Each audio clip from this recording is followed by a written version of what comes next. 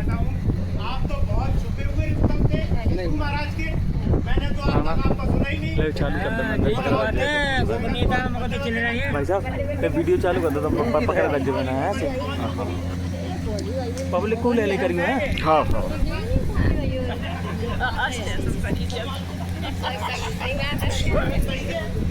बिल्कुल गुरु महाराज बहुत मैंने कहीं लट पड़ने वाले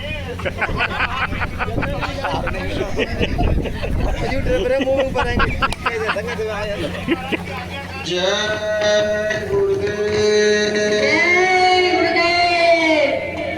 गुरु महाराज के चरणों में मेरा कोटि कोटि सादर जय गुरुदेव। सभी सत्संगियों को मेरा प्यार भरा सादर जय गुरुदेव। जय गुरुदेव।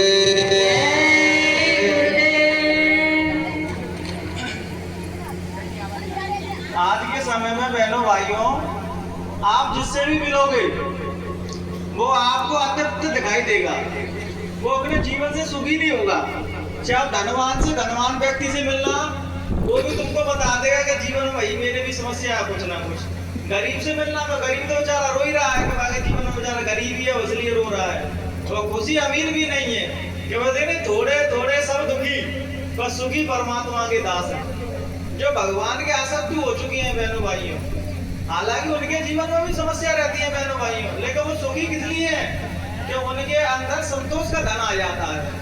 अब हमारे अंदर पता क्या है, जिसके पास करोड़ों रुपए रखे हैं वो सोच रहा है 1 करोड़ 10 करोड़ बनाने की सोच रहा है, 10 है तो 20 बनाने की सोच रहा है, जिसमें 10 रुपये है वो 1000 बनाने की सोच रहा है।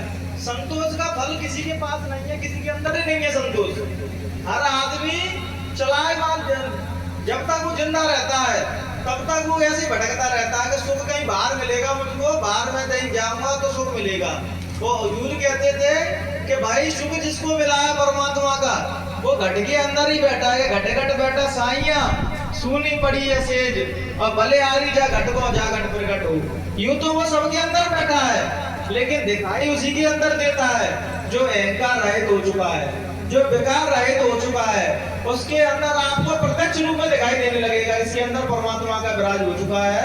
जो परमात्मा का संबंध इससे बन चुका है। उसके चेहरे को, उसके आभा मंडल को आप देखोगे तो आप उसके संपर्क में आओ भी बता दोगे कि भाई ये परमात्मा से इससे गहरा रिश्ता बनता जा रहा है। बहनों भाइयों, परमात्मा दूर नहीं है कहीं और ना परमात्मा हमसे कहीं छुप छुपा है। हमारे विकारों के कारण हमें परमात्मा दिखाई नहीं दे रहा है। नानक साहब कहते थे कि वो तुम्हारे अंदर है। तो ये बच्चा कहता था कि महाराज जब अंदर है तो दिखाई भी नहीं देता वो अंदर। हम तो एक्सरा भी कराते हैं, जब बीमार पड़ जाते हैं तो एक्सरा कराते हैं, तो एक्सरा में तो दिखाई नहीं था वो अंदर बैठा है। तो नानक साहब कह रहे कि बच्चा वो एक्सरा में दिखाई नहीं देगा तो उन्हें कैसे दिखाई देगा? जिस दिन तुम्हारे विकारों के एक एक फंदे गिरते जाएंगे और तुम विकार रहित हो जाओगे तो तुम प्रत्यक्ष रूप से वो परमात्मा तुम्हारे अंदर, वो जीवात्मा बैठी है, वो उस परमात्मा का ही अंश है कि ईश्वर अंश जीव बनासी चेतन अमल सहज सुख राशि। परमात्मा की अंश आत्मा ही परमात्मा है। जब तक हम इस सत्य को नहीं समझ पाएंगे तब तक हम बहनों भाइयों पूरे जीवन भर हम ऐसे ही निकल जाएगा। एक बार क्या हुआ बहनों भाइयों, एक संत थे तो उनका एक शिष्य था। तो बार बार वो गुरु महाराज की सेवा में लगा रहता था और एक ही बात कहता रहता था, गुरु महाराज मुझे हज की यात्रा पे जाना है। हज यात्रा मुसलमानों में सबसे पाक यात्रा मानी जाती है हज यात्रा। तो गुरु महाराज कहते बच्चा हज की यात्रा क्या करेगा? बात इनडायरेक्टली मुझे कह देते कि भैया तू मेरे साथ रह के भी तुझे हज जैसा फील नहीं हो रहा है, हज जैसा अनुभव नहीं हो रहा है मेरे साथ रह के भी, तो बता हज में भी क्या प्राप्त कर लेगा? माँ भी पत्थर है क्या और कुछ नहीं है। संत जीते जागते बहनों भाइयों, जीते जागते परमात्मा जो शरीर रूप में कर रहा है तुम्हारे सामने। मालिक का कोई अंश, मालिक को जिसको हमने देखा नहीं, वो संत उसके अंदर बैठे रहते हैं। तो ऐसी हर बार बात टालते रहते थे कि भैया क्या करेगा जाके। तो एक बार वो 4 बजे आया और माना मटका हटाया गुरुदेव का, चल दिया सेवा के लिए पानी भरने के लिए। और मन ही मन में किससे आ रहा हो तो, अरे जिनसे हर बार हज की यात्रा कहता हूँ हर बार काला मजदूरी कर देता है और जान वो देना रहे। तो 4 बजे वो मटका भर के लाया और माने गुरु महाराज की वो कुटिया थी, उसकी गेट खोला तो क्या देखता है कि मैं गुरु महाराज को दिखाई नहीं दे रहा, जिस यात्रा वो जा रहा था वो दिखाई दे रहे हैं। मैं 50 आगे मटका कहीं वो कहीं डला और रो रहा भयंकर सतगुरु गुरु के सामने कह रहा कि गुरु महाराज मुझे ये तो पता ही, जिस सब तो तुमने छुपा के ही रखा कि तुम ही है जो। तो कह रही बच्चा अगर मैं देख कह देता कि मैं ही परमात्मा हूं तो मुझे मानता नहीं, मानता परमात्मा। कोई भी संत कलयुग में इतनी हिम्मत से नहीं कह सकता कि मैं होते वो परमात्मा ही है, लेकिन बेचारे मूढ़न के सामने कह नहीं सकते वो परमात्मा को, नहीं मानने लगेंगे बात। और गुरु महाराज कह देते कि भाई कहीं जाने की जरूरत नहीं है, मेरे पास आगे सब काम हो जाएगा, तो अपन लोग ही नहीं मानते, अपने अंदर ही संदेह होता। तो ये तो कहते ना जब तक ना देखूं अपनी नैनू। एक यहाँ का नियम है कि मन ऐसा खुरापात है, जब तक स्वयं से अनुभव नहीं कर लेगा कोई चीज को तब तक किसी की बात को मान नहीं सकता है। जब वो सत्य बोल रहा हो तब भी नहीं मानेंगे तुम उसकी बात को। गीता में कृष्ण भगवान एक बहुत सुंदर बात कहते हैं कि लोग आज मुझको मंदिरों में, पहाड़ों में, नदियों में, नालों में, घूरे पे, पेड़ों में जन कहाँ ढूंढते रहते हैं, लेकिन जो मूर्ख लोग ये नहीं जानते कि मुझे किसी संत के हृदय में, किसी भक्त के हृदय में और मेरे किसी चाहने वाले के हृदय में नहीं देखते। विडम्बना तो यही है ना कि हम अपने जैसे इंसान में भगवान को नहीं देख पाते हैं और मंदिर मस्जिदों में इतने प्रेम से श्रद्धा से मरेंगे, वहाँ धक्का डुक्की खाएंगे, किसी के सोने की चैन टूट जाती है, कोई कान टूट जाते हैं, लेकिन जहाँ अपने जीते जागते जो अपने अंदर बैठा है उसको कोई मानने के लिए तैयार नहीं होता है। बहनों भाइयों, जब भी आपको ईश्वर के साक्षात्कार होंगे, परमात्मा जब भी आपको मिलेगा, जब आप अपने नियम से, संयम से रहोगे और अपनी इंद्रियों को रोक के भजन करोगे और जब तुम्हारी सूरत ऊपर चढ़ेगी, जब यहाँ लाइट जलती हुई देखोगे तुम, तब अनुभव करोगे कि परमात्मा का अनुभव यही अनुभव है। बाहर जो अनुभव है बहनों भाइयों, इस चीज को मैं मानता हूँ, बाहर आपके विचार अच्छे हो सकते हैं, आपके अंदर भगवान से मिलने की तरफ हो सकती है, लेकिन वहां मिलेगा नहीं आपको कहीं पे भी। आपके भाव बन जाते, मंदिर में जाते हैं, घंटे बजते हैं, लोगों को श्रद्धा पूर्वक प्रसाद चढ़ाते हुए, फूल चढ़ाते हुए देखते हैं तो अपने अंदर ये भाव जगते हैं कि अरे ये तो बहुत अच्छी चीज है।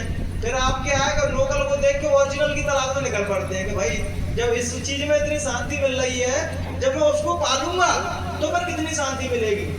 फिर जब कोई, फिर वो क्या करता है, वो साधक एक गुरु की तलाश में फिरता है और कहता है जब खोज सच्ची होगी तो तुमको सदगुरु भी सच्चे मिल जाएंगे। मैं बेटा मना क्या बता, हर व्यक्ति की एक ही प्रश्न रहता है, अरे आज के कलयुग में सच्चे गुरु हद कहाँ है, सच्चे महात्मा हद कहाँ है। वो खुद सच्चा नहीं है, लेकिन महात्मा सच्चा चाह रहा है, वो खुद चोर है और कह रहा है कि महात्मा मुझे सच्चे चाहिए। ये पहले तुम तो सच्चे बना तो महात्मा भी सच्चे मिल जाएंगे। असली सवाल गुरु नहीं बहनों भाइयों, असली सवाल तुम्हारी श्रद्धा है। तुम्हारे सामने सदगुरु बैठा रहेगा तब भी तुम पहचान नहीं पाओगे जब तक तुम्हारे अंदर श्रद्धा नहीं है। भजन के अंदर श्रद्धा है बहनों भाइयों, वो हाल समझ जाते हैं। एक बार क्या हुआ बहनों भाइयों, गुरु महाराज गए सत्संग में, तो एक बहन जी के यहाँ गए तो वहां देखते हैं कि भाई सौरे देवी देवता की तस्वीर लगी। तो बहन जी निवेदन करें गुरु महाराज हमारे यहाँ आ जाना, तो गुरु महाराज उनके भी यहाँ चले गए, तो बैठ गए, बल्ले देर तक वेट करते रहे, कोई कहीं दिखाई नहीं। तो गुरु महाराज कह रहे उठ के चल दी के महाराज वो तो आए नहीं, तुम तो जा रहे हो। अरे उसके यहाँ मेरी जगह ही कहाँ है, सब देखो सब देवता की तस्वीर है, मैं तो कहीं यही नहीं हूँ। ऐसे ही बहनों भाइयों अपने अपने अंतरात्मा में गुरु को हमने नहीं बिठाला है। ये सब झूठे छल कपट से तो हम संसार से कर सकते हो, लेकिन सतगुरु को झूठ से छल कपट से नहीं ले जा सकती हो। माँ तो सच्ची श्रद्धा होगी, सच्ची भक्ति होगी, वही उस मालिक के धाम, परमात्मा के धाम में पहुंचेगी, अन्यथा कोई नहीं पहुंच सकती है। जीता जाता उदाहरण दे दूं मैं, एक दिल्ली से गुरु महाराज से सेठ जी मिलने आए, स्टार धारी थे सत्संगी।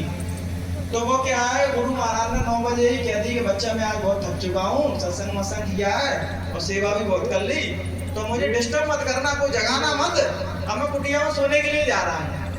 अब देखो कि भक्त की भक्ति बड़ी रहती है, गुरु महाराज का संकल्प बड़ा रहता है, तो भक्त की भक्ति के आने वो अपना संकल्प भी तोड़ देते हैं।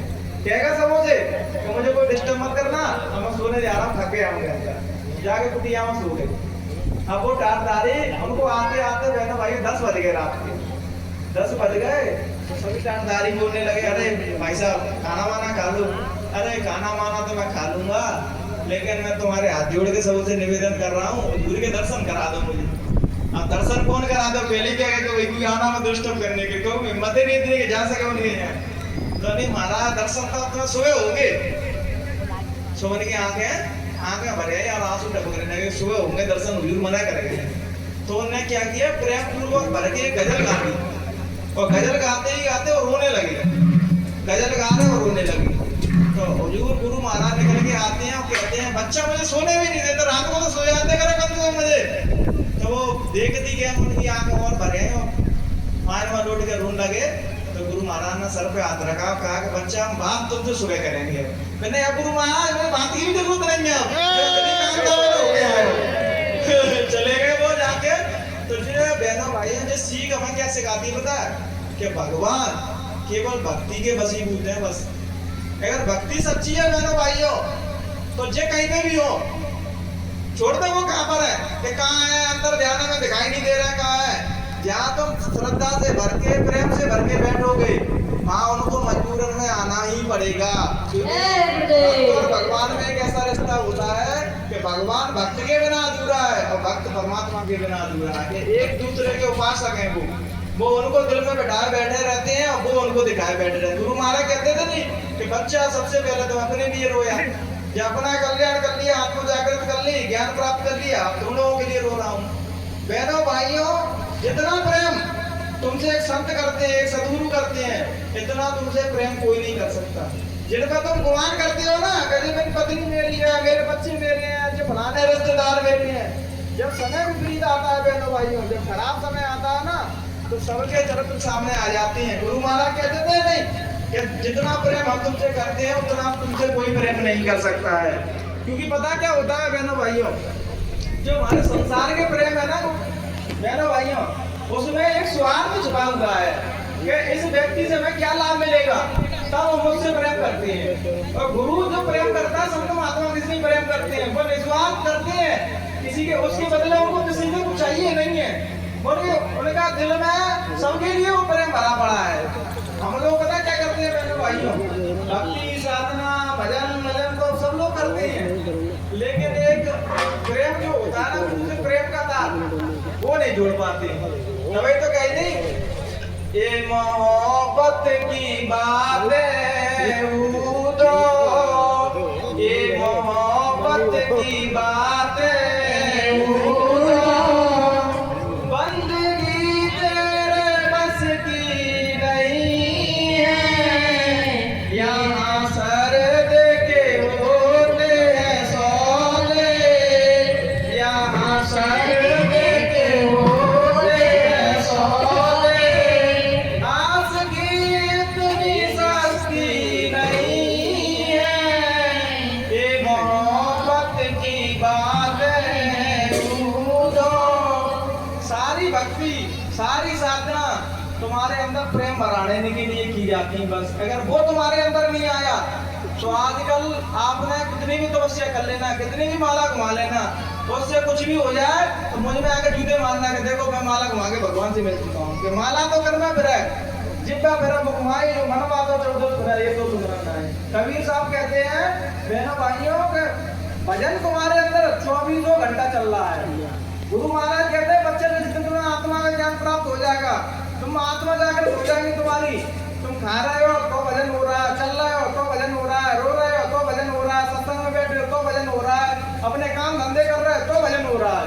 वो 24 घंटा भजन चल रहा है। वो रोका तो ये एक बार क्या हुआ बहनों भाइयों कि हसन नाम के फकीर थे हसन, तो अल्लाह से बार बार रोते रहते थे, अरे अल्लाह मैं तुम्हारी इतनी इबादत कर रहा हूँ, इतनी प्रार्थना कर रहा हूँ, अपने दरवाजे तो खोलो मुझसे मिलने के लिए। तो हमसे संत रावियाँ निकलती रहती थी। तो 2-3 बार हमने नोटिस किया ये महात्मा होकर मेरे बार कहता रहा था अपने दरवाजे तो खोलो दरवाजे खोलो। तो ऐसी वो इबादत कर रहे थे खुदा की, तो संत राविया पर नहीं रहा, उनकी भगवड़िया पकड़ के आ दिया उनको, ये क्या मुझे बात कर रहे हैं दरवाजा खोलो दरवाजा खोलो। तो उसका दरवाजा तो खुला ही हुआ है, तुमने नहीं खोल पाया अपने हृदय का दरवाजा, तो उसने बंद किए ही नहीं दरवाजे, वो छिपाई नहीं है कहीं। गुरु महाराज कहते हैं एक समय ऐसा आया कैसी जगह चले जाऊंगा तुम जाके भी नहीं मिल सकते मुझसे।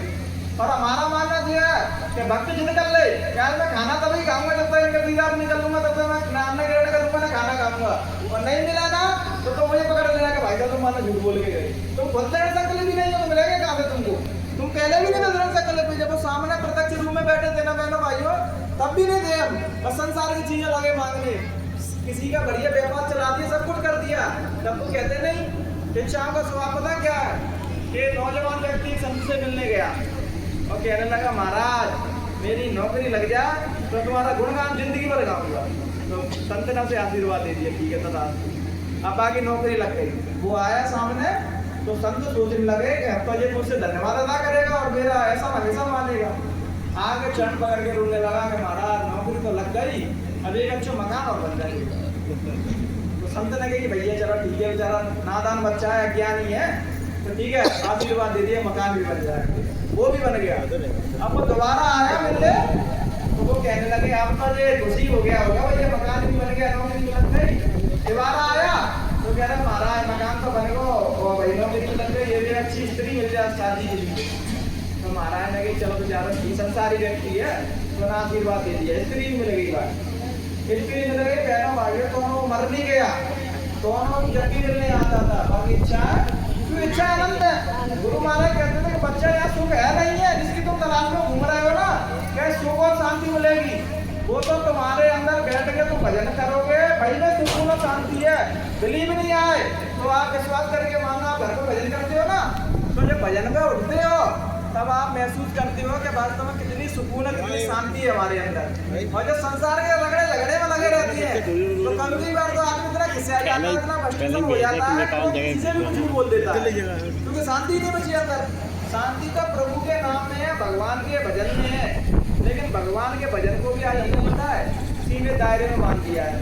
धर्म के नाम पर कितने लोग लड़ रहे हैं, कहते नहीं क्या राम, हिंदू कहे वो राम प्यारा और मुस्लिम कहे रहमान प्यारा, और आपस में दो लड़न बने और मरना जाना।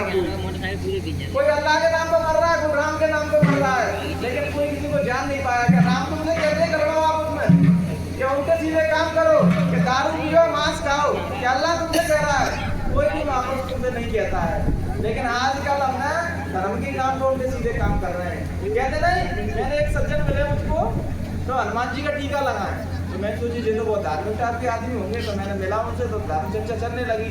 क्योंकि महाराज मैं इतना धार्मिक हूँ कि मंगल को मैं कुछ नहीं खाता, और बुद्ध को मैं दारू भी पीता हूँ, मांस भी खाता। तो मैंने फिर हनुमान जी को मंगल को आशीर्वाद देते होंगे, बुद्ध को तो मर जाओ, हनुमान जी बात नहीं करेंगे। अरे भाई कैसे बात नहीं करेंगे? देखो तुमने हनुमान जी की बात मानी कि मंगल को मैं कुछ नहीं खाता हूँ, तो मंगल को रक्षा करेंगे, बुद्ध को फिर तुम जाना, कहते तुम देख रहे अपने साथ। भाई भगवान को मानना है तो उनके विचारों को मानो। क्या कोई भी भगवान तुमसे कहता है? हनुमान जी तो पता है अपने से भी ज्यादा खतरनाक नियम थे उनके, अखंड ब्रह्मचारी थे, प्याज लहसुन कुछ नहीं खाते थे, और भजन प्रभु के नाम में हमेशा लीन रहती थी। हनुमान जी को मानते, हनुमान जी की बातों को तो मानो। राम राम चिल्लाते हैं, उनकी बातों को तो मानो। अल्लाह अल्लाह चिल्ला रहे, अल्लाह के नाम पर तुम किसी की तरह से मार देते हो, राम के नाम पर मार काट पहुंचा देते हो। क्या कोई भी शक्ति तुमसे कहती है उल्टे सीधे काम करो? तुम सतपथ में चलोगे बहनों भाइयों, अपने दिल में सच्चाई लेके चला लोगे तो सारे देवी देवता तुम्हारे हुक्म का पालन करते, जो तुम कहोगे ना वो तुम्हारे आदेश का पालन करेंगे, क्योंकि तुम सतमार्ग पर चलने लगे। वो कहते हैं ईश्वर कहाँ है?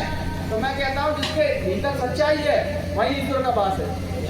ईश्वर कोई धार्मिक नहीं मिलेंगे आपको। जो व्यक्ति सच्चा है, ईमानदार है, समझना ईश्वर परमात्मा उसके हृदय में ही है। अपन क्या सोचते हैं पता है कि ईश्वर मुझको कहीं ऐसा मिलेगा, बाहर मिलेगा, जे ईश्वर है मैं इंसान। भाई जब तुम्हें आत्मा का ज्ञान का प्राप्त होगी तो तुम सोचोगे कि मैं ही तो परमात्मा हूँ, बस भटक रहा था। गुरु महाराज कहते नहीं कि गुरु शिष्य का दायरा यहीं तक है, बस यहाँ जीवात्मा सतलों का पहुंची नहीं कि सारे दायरे खत्म हुए नहीं। बस इन्हीं विचारों के साथ हम अपनी वाणी को यही नाम देंगे। अगर बहनों भाइयों हमारे शब्दों से, हमारे विचारों से किसी को ठेस पहुंची हो तो हम करवट होकर आपसे माफी मांगेंगे। जय गुरुदेव। हमारे सीताराम साहब आए और अपने 5 मिनट बंद करो इसको। Only 5 minute